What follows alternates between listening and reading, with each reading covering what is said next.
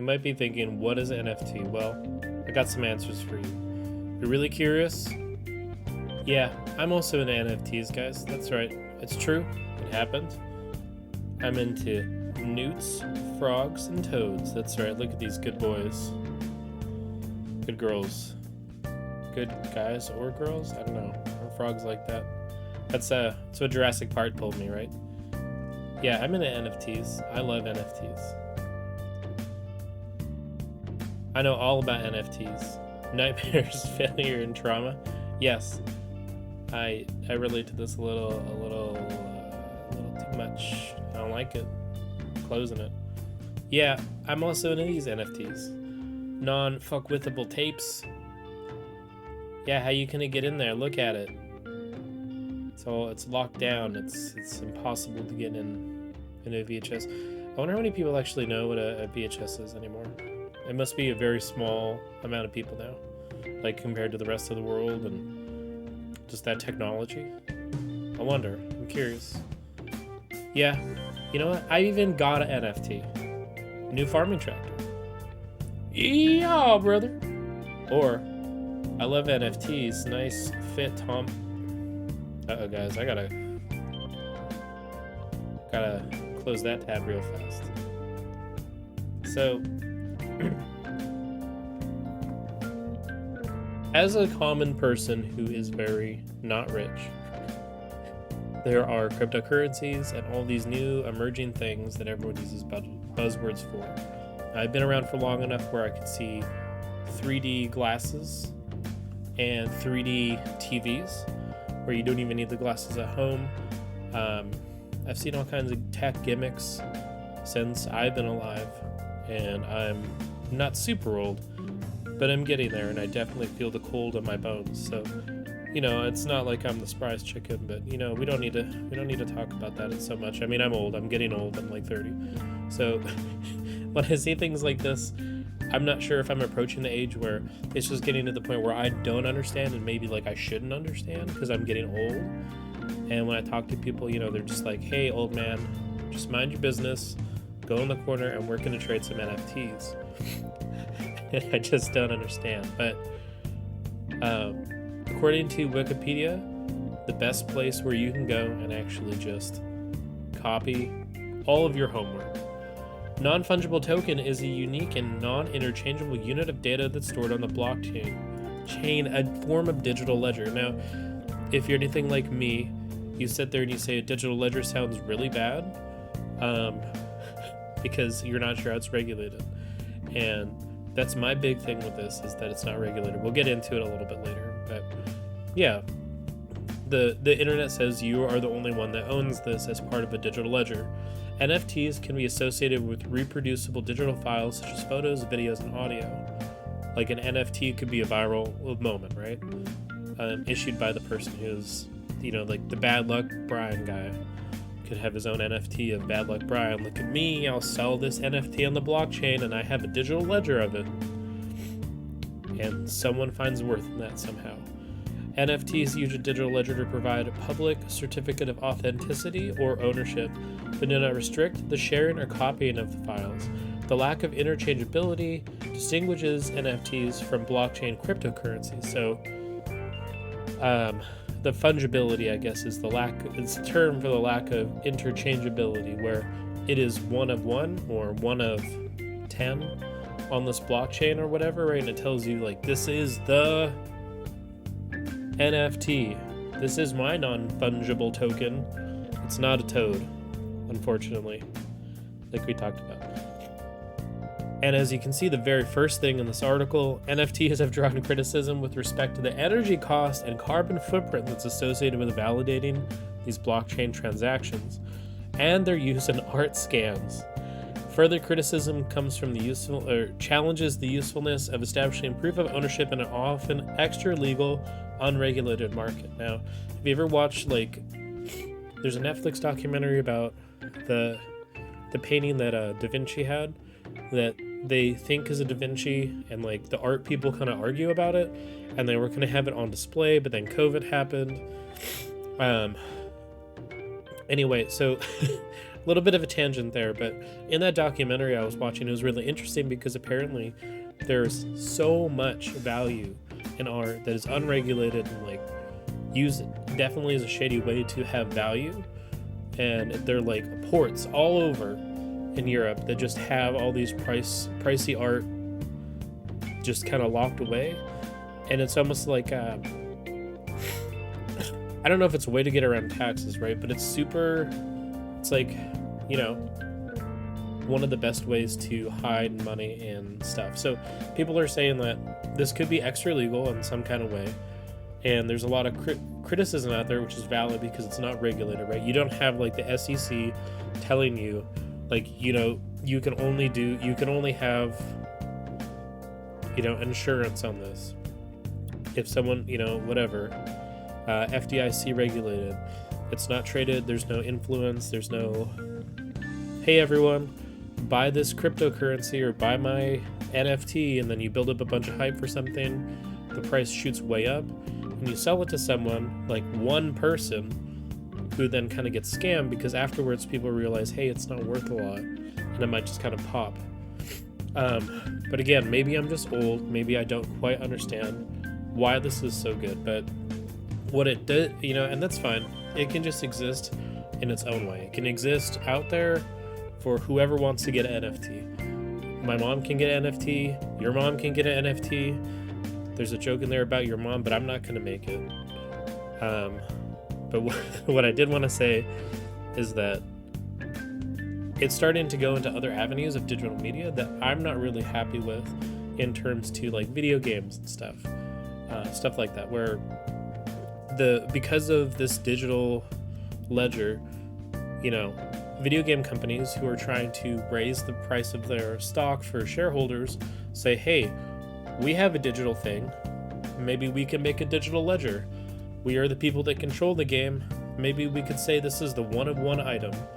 And it's not like digital rarity hasn't been a thing before, with things that are like, you know, you have to get to this really hard achievement, and maybe there's only a couple of these items in the entire game server or something, you know?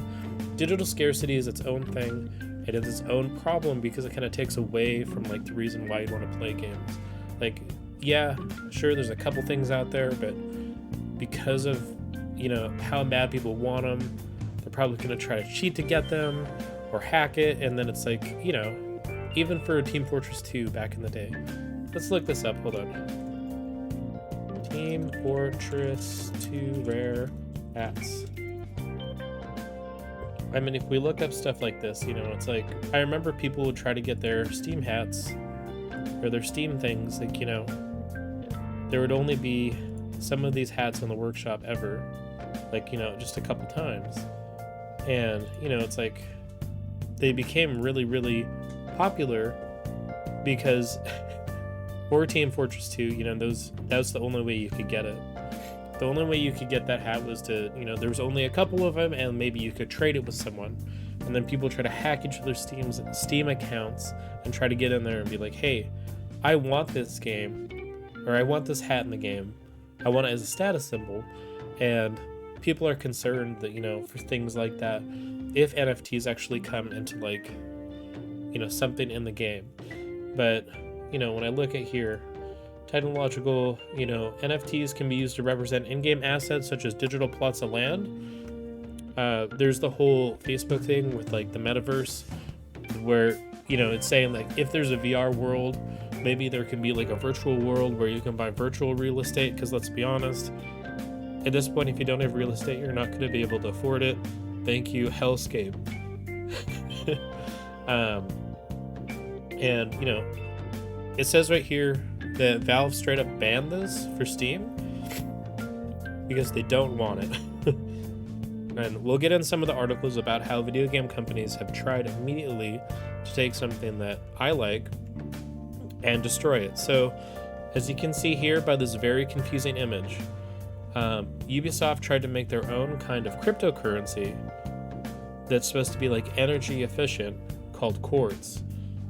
And, you know, you can see in the bottom right, it says this is just the beginning. And you're not really sure how this works. Basically, you just have to play for like 600 hours or something. That was like their theoretical plan. Here, let's actually read the source of the story. So this is from Eurogamer. It's a good website if you like news about video games. They announced their own NFT platform for AAA games, which runs on energy-efficient technology. But apparently they wanted it to be in this Ghost Recon Breakpoint. So they're in-game cosmetic items with a unique code visibly stamped. The serial code cosmetic can be kept or sold. And it's on this Tezos blockchain network. I don't even know what this is. And it's like, how do you get this?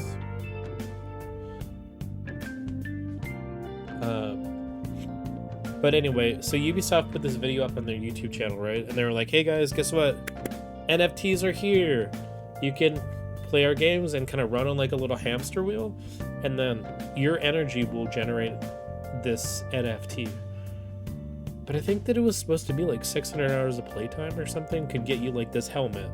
And this helmet had like a digital barcode on it, and that's how you could trade it. They hid the dislikes from the video before that was like a YouTube thing. They straight up were like, no, we cannot we cannot allow this to have any sort of thing out there to let people know how popular it is or not, right? So they got so many dislikes that they removed the video. Let me see here. Ubisoft NFT YouTube video backlash. Ah, yes, a 96% dislike ratio. Let's see, is there an update? Yeah, so if I click on this video, it's here. Ah, they made it unlisted though. You see that? Straight up, we're like, nope. Let's read some of these comments. The main thing is that YouTube protects the feelings of creators such as Ubisoft. I don't see any dislikes, as it's clear as you can see. Yeah. So there's 230,000 views and 1.7 likes, 1.7 thousand likes. So, you know, you kind of get the ratio there. And this also kind of comes off the heels of Ubisoft being in trouble for stuff where they actually are not supposed to be, you know, they're like sexually harassing women at work. They had all kinds of other workplace like harassment issues going on. People abusing their power, HR not like filing or following up on complaints because they're basically threatened. A bunch of people resigned, but they still got to use all their benefits in their 401k and stuff like that. So it's like they still have stockholder interest in the company. And while that has been like kind of swept under the rug and no one talks about it, they're like, hey, how about you guys make these things for us? So there's like a pseudo economy in our game that you never really wanted. And that kind of takes away from, you know, the enjoyment of the game, at least to me, where you just kind of would be like, oh, it's another thing to grind for and it could be money.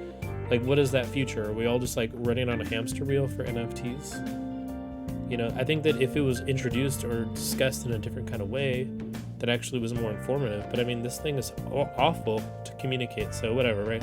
This is like at the end of November. They got absolutely roasted. Unlisted the video.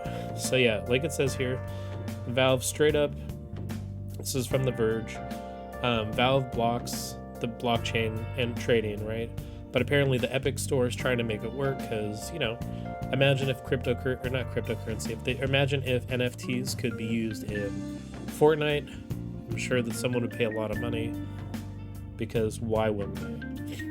And I'm all stuffy here. So this is on December 31st. A New Year's letter from Square Enix president talks about how new tech and concepts are, you know, whatever. This is like his letter to people, right? And there's a couple paragraphs in here where it talks about NFTs, right? And Square Enix is the game again, where it's like, hey, here's how Evil Corporation is very bad. That's the most recent game that they released out of their Final Fantasy, right? I mean, I guess they have the part 2. It's not interlude, it's whatever it is, right, for Final Fantasy VII, but it's basically about a horrible corporation is evil, right? So this letter seems very strange to me as a letter that comes out of Square Enix. Another term that gained quick currency was NFT. The advent of NFTs is using blockchain technology, blah, blah, blah. Shoot, is it on the second page? Okay. Yeah, so blockchain games. No, it's the next one. It's the very bottom paragraph here. I realize that some people who play to have fun and currently form the majority of players have voiced their reservations towards this new trend. I believe that there will be a certain amount of people whose motivation is to play to contribute, and they mean that to make that more exciting. So traditional gaming has offered no explicit incentive to this latter group of people. And, you know, he's saying basically because there is a market, hey, get to work, guys. Start going into my games, make those NFTs, clock those hours in. We're going to somehow use this electricity to make NFTs? I'm not sure. But again, it's like, this seems so tone deaf when it's like, play to have fun. Like, wait, what? Why is that in quotes? Who wrote this, dude? Like, this is just badly written. The whole thing was very badly written. And, you know, it's basically him just trying to talk about the future, but it comes off so tone deaf, right? And when you read through these, it's like, oh, hey, look at my Shinra Electric Power Company is proud to announce our newest line of NFTs with our most prodigious soldier on OpenSea. And, you know, because this whole game is like about a power struggle between people who are really poor and people who are really rich. And it's kind of, you know, surprisingly radical even today, you know, where it's like, this company published this in 1997.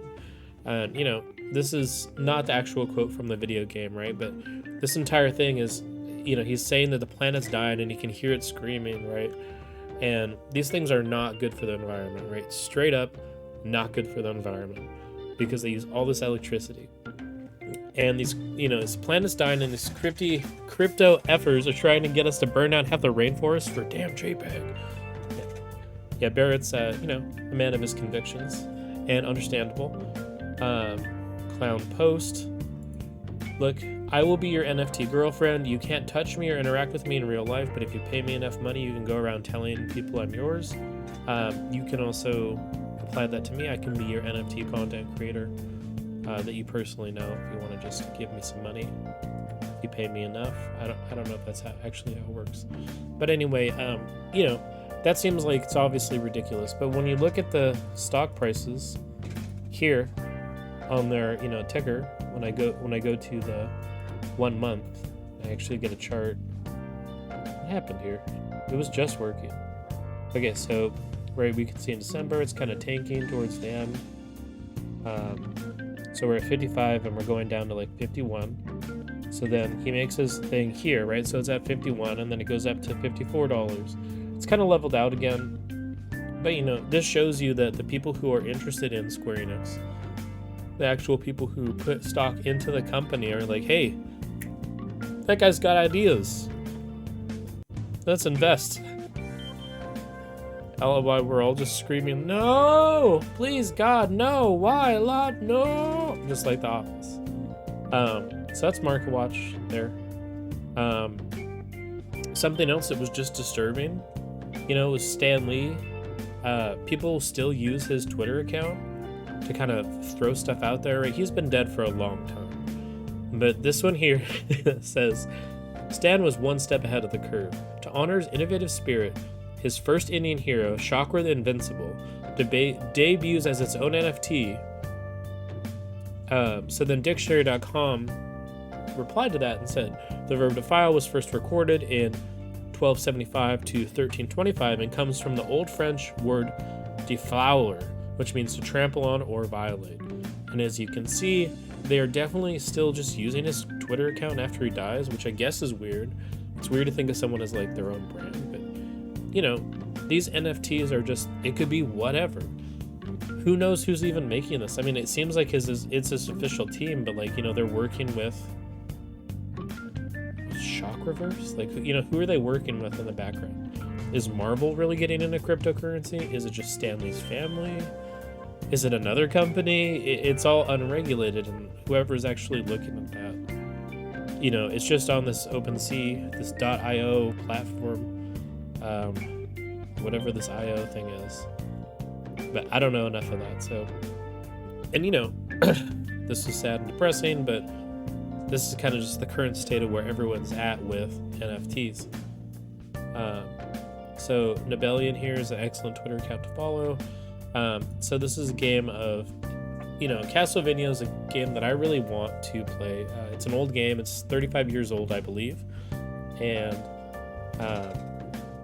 as you can see, instead they haven't made a new game for a long time, and Konami is the publisher of this. And Konami has their own thing. If you just search #FuckKonami, there's a whole thing that you can find, right?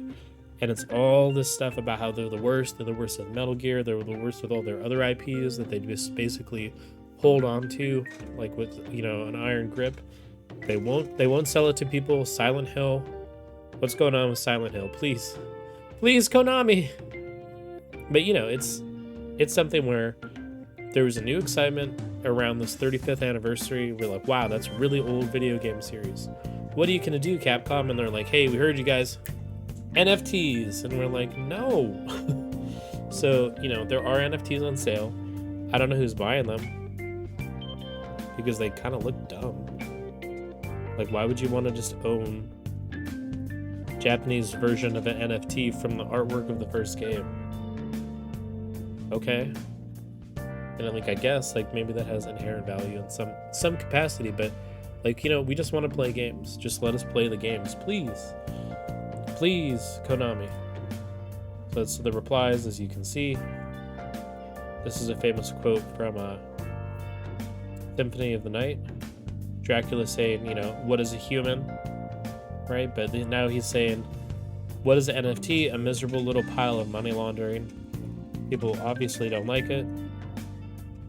This is from, you know, another thing from their game series, as you can tell. So let me try to do my impression of Metal Gear Solid. Snake, what do you know of NFTs?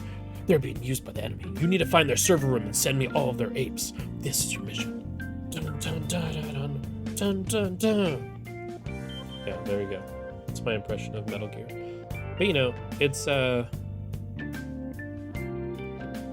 people just are concerned that video game publishers are trying to make more money and not really like provide more content. And people just want more content, and maybe not even like more polished content, just stuff that is fun, innovative, short, I mean, whatever. Yeah, don't give us stuff like this. Don't give us the 35th anniversary. You can give us money to own the NFTs. Anyway, so the lead singer of Linkin Park came out and said, here's something people aren't explaining. Sorry, he's not the lead singer. Rest in peace to the Chester Bennington guy, my bad. He's the guy who works with him, right? So, the other front man, I guess. He does something, right? Besides, like, sing rapping? Alright, whatever, right? So he's in Linkin Park. Linkin Park people are gonna be furious at me. I'm sorry, Linkin Park people. Please don't murder me. Here's something people aren't explaining. NFTs don't have to be JPEGs. Imagine taking your favorite skin from Valorant and using it in Fortnite and not paying extra because you own it. Then using it in Call of Duty, Minecraft, even Twitter, I guess. Or Instagram, I guess. Is that IG? See, this is why I think I might be too old for this. I don't even know what people are typing. So many possibilities, no? And then as you can see, Stephanie Sterling down below, NFTs don't have to be JPEGs, and nothing you're suggesting have to be NFTs. And this is aside from the points everyone else has made about the huge undertaking to be to have skins work across different games, something NFTs wouldn't help with because NFTs are useless.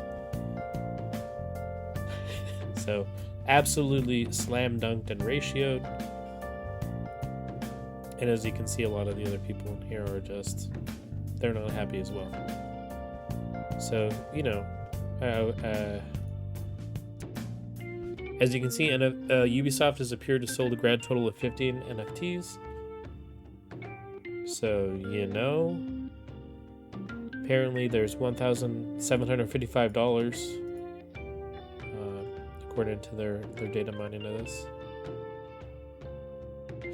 So, you know, it's like the total value for this Tezos or whatever is about $400, and people who want NFTs are not interested in this as a new NFT thing. So, you know, they're not even interested. Why should people who play their games are? And then I think, you know, there is some hope here. Close this. there's some hope here because, as you can see, this guy here, this Joseph Ferris guy, is very famous for saying like F the Oscars. He's at the Video Game Awards. He recently made this game, It Takes Two, so he had an interview with the Washington Post. This It Takes Two won Game of the Year at the Game Awards, and it is a very interesting game. You got to play it co-op. His quote here is that Joseph Ferris has harsher words for NFTs, saying he'd rather get shot in the knee than include them in future games, which is just a funny visual. And I think that this guy also seems like, he's trying to make short, fun experiences for people, narrative experiences. That's why people like his game so much. And maybe this is something that video game publishers and developers should try to listen to and say, hey, we're not interested in what you're trying to sell or what you're trying to make as a virtual marketplace. Don't do that. Like, just try to make good games in games. So what a majority of people want to do. They don't want to try to create items that have real world value. And there are times and places for those. They have the whatever World of Warcraft stuff where they have what do you call it, the like rare weapons and stuff. You can resell for real money or gold. Like, you could probably get that, but that also just takes away from the enjoyment of the game, I think, for most people. So I don't know. As you can see, most people thinks it sucks. So I also think it sucks.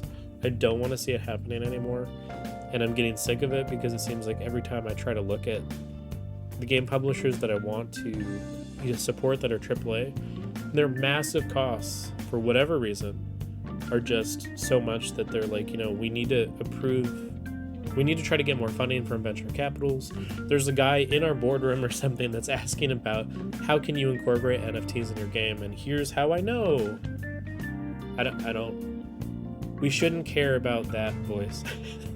And I do, for all the stubbornness and horrible business practices that Nintendo has, at least that there's never going to be an NFT in a Nintendo game unless, I don't know, they're actually ran by like an evil villain. So anyway, that's all I want to talk about for NFTs. If you guys liked the video, you could just leave a comment, share with your friends, share with your mom, your dad, your brothers, your uncles, small children, preferably very impressionable children.